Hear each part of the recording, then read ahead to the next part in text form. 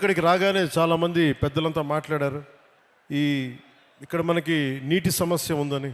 పెన్నార్ మరియు పలార్ నదీ పరివాహక ప్రాంతం మీద 10,000 చదరపు కిలోమీటర్ల వరకు విస్తరించి ఉంది మన పూర్వపు కోలార్ ప్రాంతం. ఒకప్పుడు ఇది సిటీ ఆఫ్ లేక్స్, సరస్సుల నగరంగా పేరుగాంచిన బెంగళూరుకి దగ్గరలో ఉన్న ఈ కోలార్ ప్రాంతంలో దాదాపు 5,000 పైగా చెరువులు ఉన్నాయి. ఈ ప్రాంతం మన దక్షిణాసియా ఖండంలోనే ఎక్కువగా సరస్సులు, చెరువులు కలిగి ఉన్న ప్రాంతం. ఇది మన పూర్వీకులు, మధ్యయుగ పాలకులు నీటి సంరక్షణ, నీటి పరివాహక నిర్వహణ వారికి ఉన్న అపార విజ్ఞానానికి నిదర్శనం.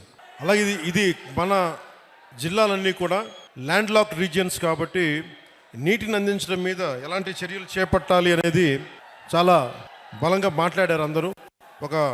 దానికి సంబంధించిన ఇన్ఫర్మేషన్ కూడా ఇచ్చారు. అలాగే కోలార్, చిక్బళ్ళాపూర్ జిల్లాలు బెంగళూరుకు ఆహారాన్ని అందించే అక్షయ పాత్ర ఈ రోజున నీటి ఎద్దడితో ఇబ్బంది పడుతూ ఉన్నారు. దీనికి సంబంధించి సోదర భావంతో మీ సమస్యని పరిష్కరించడం కోసం ఒక ప్రయత్నం చేస్తారని మీకు తెలియజేసుకుంటా ఉన్నాను.